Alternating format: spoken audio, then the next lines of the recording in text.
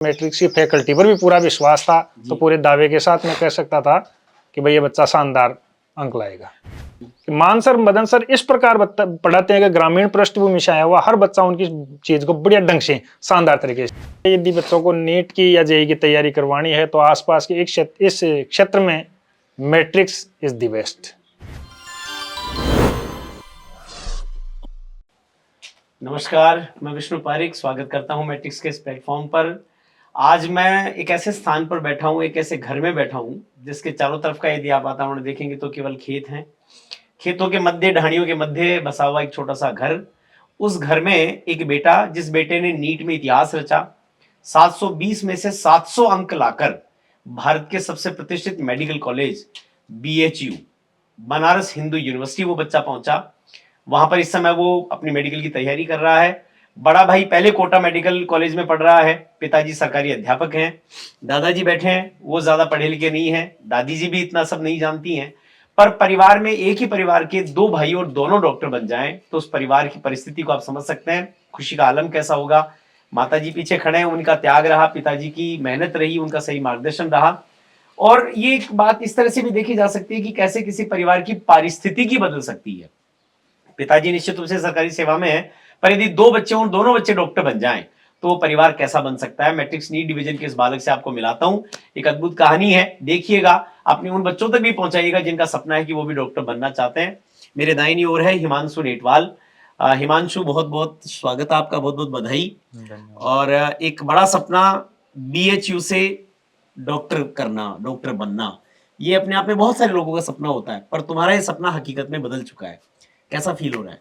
बहुत अच्छा फील हो रहा है। मतलब शुरुआत से जब से मैंने नीट करने की सोची थी तब से मेरा सपना था कि मैं किसी अच्छे मेडिकल कॉलेज में जाकर अपनी मेडिकल की पढ़ाई करूं। वो सपना अब सच हो रहा है, तो बहुत अच्छा फील हो रहा है। हिमांशु, 720 में से 700 नंबर लाना, और वो भी नीट जैसी प्रेस्टिजियस एग्जाम में, बहुत बड़ी बात होती है। एग्जाम के पहले ऐसा था कि लगभग कितने मार्क्स आ जाएंगे। मुझे घटना याद आती है, पिछले साल बड़े बेटे का सिलेक्शन हुआ था और गोपाल जी हमारे साथ में बैठे हुए थे, तो बातचीत में उन्होंने कहा कि सर अगले साल छोटे वाले बेटे को लेकर के फिर आऊंगा और अगली बार वो बच्चा 700 या 700 प्लस निकलेगा। और आप सोचिए कि एग्जैक्टली वो की वही घटना घटी, 700 बच्चा लेकर के आ गया। तो गोपाल जी, ये भविष्यवाणी कैसे करी आपने?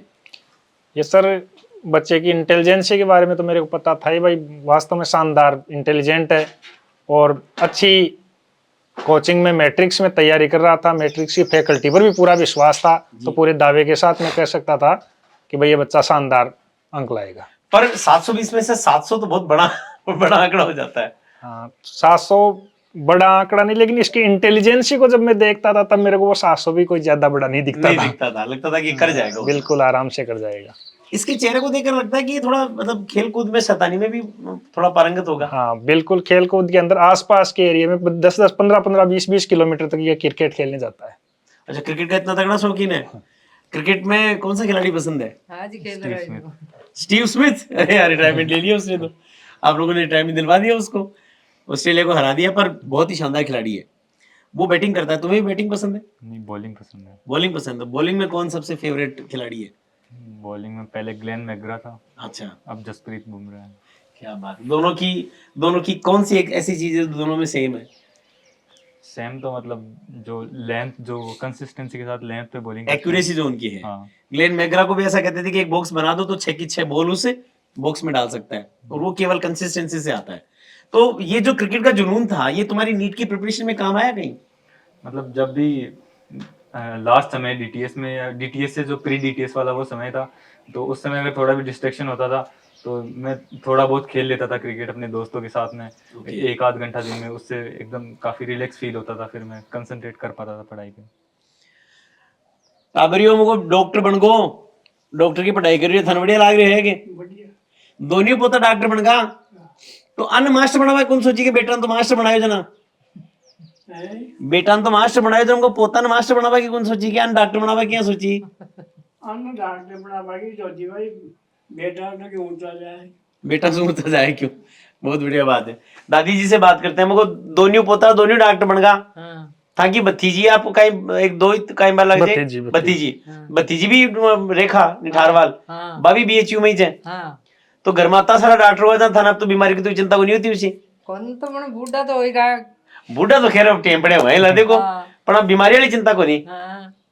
बहुत बढ़िया। तो गोपाल जी, आप तो स्वयं जो है वो सरकारी शिक्षक हैं, और सामान्यतः ऐसा सुनने में आता है कि भाई सरकारी शिक्षकों के बच्चे ज्यादा पढ़ते पढ़ते हैं नहीं, बोले पिताजी के पास पैसा आता तो क्या है, बच्चे पढ़ाई करेंगे, पर यहाँ मामला उल्टा दिख रहा है बिल्कुल। हाँ। नहीं, ये तो सर सोच ही है। और वर्तमान में यदि देखा जाए तो सक्सेस दर यदि देखी जाए जी, तो शिक्षकों के बच्चों की ही ज्यादा है। ज्यादा है। उनका कारण है, उनको पता है कि किस समय, कौन से समय उनको क्या मार्गदर्शन दिया जाना बिल्कुल चाहिए। बिल्कुल, पूरा ध्यान रखा जाता है भाई बच्चे को किस प्रकार से भविष्य में सेटल होने के लिए बढ़िया ढंग से आगे बढ़ाना है। और मजे की बात यह कि दुनिया के बच्चों को गाइडेंस करते हैं तो अपने बच्चों को क्यों ना हाँ, दें। बिल्कुल बिल्कुल। आपने एक बात कही कि बच्चे की इंटेलिजेंसी तो थी, पर मुझे मैट्रिक्स की टीम पर भी विश्वास था। मैट्रिक्स की टीम के लिए कुछ धन्यवाद कहना चाहे तो आज कह सकते हैं, क्योंकि मौका है, दोनों बच्चे आपके डॉक्टर बन बिल्कुल, गए। मैट्रिक्स की टीम को धन्यवाद ऐसे देना चाहूंगा कि मैट्रिक्स में जो मदन सर, मान सर है, उनका बच्चों के प्रति वो जबरदस्त लगाव है ना, वो मेरे को सबसे ज्यादा पसंद आता है। बिल्कुल। एक तो वो प्रत्येक बच्चे को अपने पास बुलाना, बातचीत करनी, बच्चा अगर थोड़ा बहुत निराशा की ओर जा रहा है तो उसको मोटिवेट करना, बढ़िया ढंग से टैकल करते हैं बच्चों को। पढ़ाने के बारे में भी बड़े वाले बच्चे ने बताया था कि मान सर, मदन सर इस प्रकार पढ़ाते हैं कि ग्रामीण पृष्ठभूमि से आया हुआ हर बच्चा उनकी चीज को बढ़िया ढंग से, शानदार तरीके से सीख जाता मतलब है। बच्चे को ये फील होता ही नहीं है कि वो नीट जैसी बड़ी परीक्षा की तैयारी कर रहा है। हाँ। उसको लग रहा है अपने स्कूलिंग जीवन में जैसे पढ़ते हैं बिल्कुल वैसा स्कूल सा की पढ़ा तरह है। बिल्कुल सरलता से सिखाते हैं। मैंने ऐसा भी सुना है हिमांशु की वहाँ की फैकल्टी टीम मेहनत बहुत करती है, बच्चों से ज्यादा मेहनत करती है, ऐसा कई बच्चों से सुना है। तुम्हारा क्या मानना है? मेहनत बिल्कुल होती है, क्योंकि जो भी हमने नीट का पेपर दिया वो एकदम सेम जो हमें टीचर्स क्लास में समझाते थे उन्हीं में से ज़्यादातर क्वेश्चन आए हैं। और अगर कोई भी टेस्ट में अगर कोई भी दिक्कत आती है तो उसको हम डाउट काउंटर पे जाकर पूछ सकते हैं, जो सेम फैकल्टी में पढ़ा रही है, टॉप फैकल्टी, उन्हीं से जाकर हम पूछ सकते हैं। और इसके अलावा भी अगर नॉन एकेडमिक भी अगर कोई डीमोटिवेशन फील होता है तो रेगुलर हमें मेंटर्स अलॉट किए जाते हैं जिनसे हम जाकर पूछ सकते हैं। Okay. और रेगुलर काउंसलिंग होती रहती है। स्टडी मटेरियल कैसा क्या है मैट्रिक्स का? स्टडी मटेरियल एकदम प्रीसाइज है और एकदम नीट का जो क्यूरिकुलम है उससे रिलेटेड है। मतलब अगर आप मॉड्यूल्स वगैरह अगर कर लेते हो मैट्रिक्स के तो फिर उसके बाद लगभग क्वेश्चन नहीं आता है, लगभग पेपर में सेम वैसे ही क्वेश्चन आते हैं, उसी प्रकार के क्वेश्चन आते मतलब हैं। उसके मॉड्यूल को पढ़ लो, जो टीचर्स की गाइडेंस है उसको फॉलो कर लो तो नीट कंफर्म हो जाएगा। हाँ, एकदम अच्छी रैंक के साथ कंफर्म हो जाएगा। मतलब कंफर्म ही नहीं, अच्छी रैंक के साथ कंफर्म हो जाएगा। बड़ा बेटा है आपका, उससे भी हर्षित, हर्षित से मैं मिला हूँ पिछले साल भी जब ये सक्सेसफुल हुआ था और कोटा में। हर्षित, आपको लग रहा था हिमांशु कर लेगा नीट? हाँ सर, लगता था ऐसे तो, क्योंकि जब हम साथ ही तो रहते थे, पिछली बार ये पेपर देता था तो अच्छे क्वेश्चन, अच्छे नंबर आते थे इसके पेपर में, तो मुझे भी थोड़ा विश्वास था कि ये कर लेगा। दोनों भाई डॉक्टर बन रहे हैं, जा रहे हैं। माता जी पीछे खड़े हैं, मैं उनसे भी एक दो सवाल पूछूंगा। निश्चित रूप से पिता का बड़ा मार्गदर्शन भी है, पूरा सहयोग भी है, पर मुझे लगता है कि माँ के बिना संभव हो नहीं पाता। माँ की बड़ी भूमिका होती है और सामान्यतः माँ की भूमिका को परिभाषित करने में थोड़ा चूक जाते हैं। पर आज मैं कहना चाहूंगा कि यदि बच्चे सफल होते हैं तो पिता की भूमिका दिखती हुई भूमिका है, पर माँ की भूमिका पर्दे के पीछे की भूमिका है। आपको कैसा लग रहा है दोनों बच्चों के डॉक्टर बनने पर? इतनी ज्यादा खुशी हो रही है कि शब्दों में तो बयान नहीं कर सकते। बहुत अच्छी बात है, और यही माँ होती है कि उसके बाद शब्द कम पड़ते हैं। तो एक चीज और पूछूंगा आपसे, पर्सनल सवाल है, बहू में भी डॉक्टर चाहिए क्या? आदमी का जब मन होता है कि कुछ चीजें आती है तो और ज्यादा है। बहू में भी इनको डॉक्टर चाहिए, ईश्वर करेगा डेफिनेटली वो वैसी बनी जाएंगी। गोपाल जी, आपके आसपास का जो क्षेत्र है, अभी तो जागृति खूब आ गई है, खूब सारे बच्चे पढ़ रहे हैं, फिर भी इस वीडियो के माध्यम से बहुत सारे बच्चे देखेंगे, उन बच्चों के लिए बहुत सारे लोग आपके पास गाइडेंस लेने भी आ सकते हैं। तो जो बच्चे इस वीडियो को देख रहे हैं, चाहे वो यहाँ के हो चाहे कहीं के भी, पूरे हिंदुस्तान में जाएगा ये वीडियो, उन बच्चों के लिए या पेरेंट्स के लिए आपकी ओर से कोई मैसेज है तो बताएं सर। मैसेज यही है, यदि बच्चों को नीट की या जेईई की तैयारी करवानी है तो आसपास के इस क्षेत्र में matrix is the best. Matrix अच्छा शानदार विकल्प है, और बिना सोचे समझे मैट्रिक्स में अपने बच्चों का दाखिला करवाएं, वहां से अच्छा रेस्पॉन्स मिलेगा। हिमांशु, आपको एज ए डॉक्टर तो शुभकामनाएं ही है, पर अब बहुत सारे आपके जैसे बच्चों के लिए मेंटरशिप के रूप में कोई आपके अब तक की जर्नी की कुछ फाइंडिंग्स हो। ऐसा होता है ना, मैच के बाद में पता चलता है कि यार इस मैच में हमने ये सीखा, ताकि अगले मैच में हम उसको ठीक करेंगे स्पोर्ट्समैनशिप के साथ में। तो ऐसी कोई फाइंडिंग्स हो तो मैं चाहूंगा कि आप शेयर करो। एक तो मतलब जो बच्चे अभी 11th तक नहीं गए हैं, मतलब अपनी प्राइमरी एजुकेशन में है, वो 10th से पहले ये सब डिसाइड कर ले कि उन्हें किस फील्ड में जाना है। क्योंकि अगर आप एक बार 12th पास कर लोगे उसके बाद कंपटीशन इतना ज़्यादा हो गया है कि आप समझ नहीं पाओगे कि क्या हो रहा है उनके साथ में। तो एक तो मतलब 10th होते ही जो स्ट्रीम चूज कर रहे हैं उसी के साथ मतलब कैरियर फाउंडेशन बहुत जरूरी हो गया आज के टाइम में इस कंपटीशन में। क्या गलतियां करनी उसके चाहिए, क्या साथ नहीं में करनी मतलब चाहिए? जिस भी इंस्टीट्यूशन के साथ आप जुड़े हैं उसमें मतलब विश्वास होना बहुत ज़रूरी है। अगर कई बच्चे होते हैं जो मतलब ओवर स्मार्ट हो जाते हैं कि अलग से वो कोर्सेज लेते हैं अपने इंस्टीट्यूट के अलावा और दूसरी तरफ दूसरा मटेरियल लेकर डिस्ट्रैक्ट हो जाते हैं। तो वो मैं बोलूँगा कि वो बहुत ये बहुत इंपॉर्टेंट बात कही है तुमने। मैंने कई बच्चों से देखा है कि वो एक कोचिंग के साथ काम कर रहे हैं पर ऑनलाइन मटेरियल ले लेंगे, गूगल से निकाल लेंगे, वो अच्छा नहीं रहता। वो बिल्कुल अच्छा नहीं रहता क्योंकि कोचिंग जो आपको कंटेंट दे रहा है वो एकदम प्रिसाइज होता है। अगर आप उससे ज़्यादा करोगे तो आप मतलब पक्का डिस्ट्रैक्ट होगे क्योंकि कोचिंग जो दे रहा है अगर आप उतना करते हो तो आप पक्का बढ़िया कर जाओगे। लेकिन और जो बहुत सारा बाहर का ले लोगे तो वो डिस्ट्रैक्शन आपकी ज्यादा क्रिएट कर देगा। हाँ आपको अपनी जर्नी में ये लगाई है।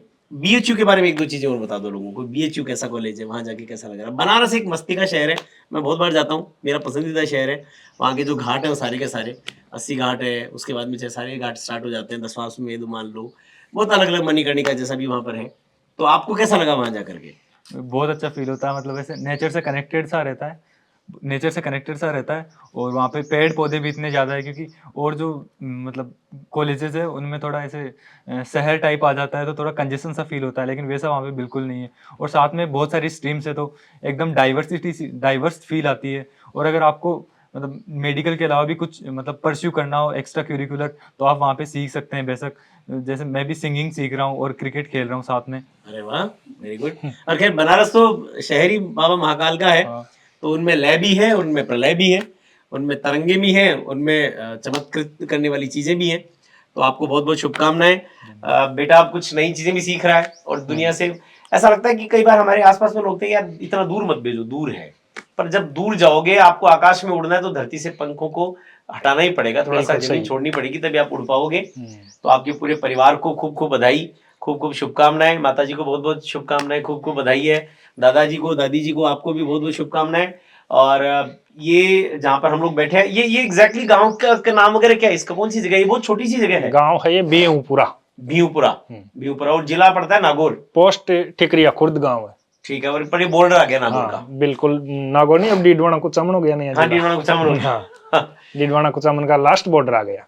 डीडवाना कुचामन के लास्ट बॉर्डर पर भीवपुरा गांव में हम सब लोग थे और दो बच्चों से मैंने आपको मिलाया। एक बच्चे के द्वारा पिछले साल नीट को क्लियर कर लिया गया, वो अभी कोटा में मेडिकल कॉलेज में पढ़ रहा है। दूसरा बच्चा इस बार जो है वो बीएचयू से अपनी स्टडीज को परस्यू कर रहा है। और इस वीडियो को देखने वाले लोगों को मैं कहना चाहूंगा कि हम कहाँ पैदा हुए, कहाँ पढ़े, कौन सी ढाणियों में गांव से निकले, ये महत्वपूर्ण नहीं होता है। महत्वपूर्ण ये होता है कि जब आपके जीवन का सबसे इंपॉर्टेंट टाइम आए स्टडीज को लेकर, उस समय यदि आप फोकस हैं तो पीछे का इतिहास कोई मायने नहीं रखता। उस 2 वर्षों में, 3 वर्षों में की गई मेहनत आपके आगे की जीवन की पूरी परिकल्पनाओं को रचती है। और इस बात को हम देखते हैं कि हिमांशु नेटवाल ने सच साबित करके दिखाया।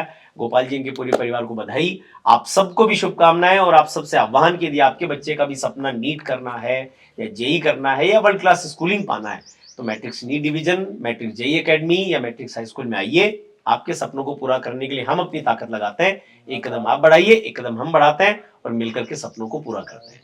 बहुत बहुत धन्यवाद।